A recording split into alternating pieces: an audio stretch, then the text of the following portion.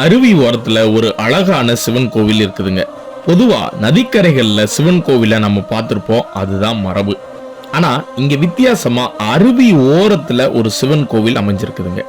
கிருஷ்ணகிரி மாவட்டம் சூளகிரி வட்டம் பண்டப்பள்ளி அப்படின்ற கிராமத்துல தென்பெண்ணை ஆற்றின் கரையில் அமைந்துள்ள திருத்தலம் தான் இந்த கோவில்.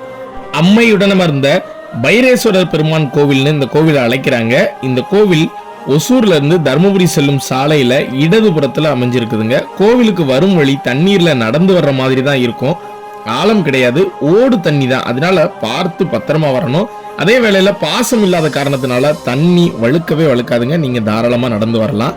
நந்தி கிட்டத்தட்ட 3 அடி உயர பிரம்மாண்ட நந்தியா இந்த நந்தியை செஞ்சிருக்காங்க. அதே மாதிரி நந்திக்கு முன்னாடி இருக்கிற சாமியையும் 3 அடி உயர மிகப்பெரிய சாமியா செஞ்சிருக்காங்க. இந்த கோவிலோட மற்றொரு சிறப்பம்சத்தை நான் சொல்லிடுறேங்க. இந்த கோவிலுக்கு நீங்க வந்தீங்கன்னா உங்க கையாலேயே சிவபெருமானுக்கு பூஜை செய்யலாம். அப்படி ஒரு திருத்தலம் தான் இந்த திருத்தலம்.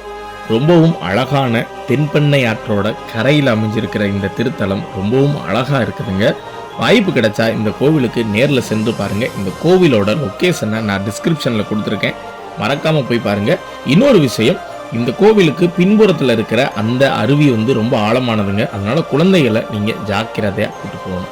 இப்படி ஒரு அழகான சிவாலயம் கிருஷ்ணகிரி மாவட்டத்தில் இருக்கு அப்படின்றத வெளி உலகத்துக்கு ஷேர் பண்ணி தெரியப்படுத்துங்க.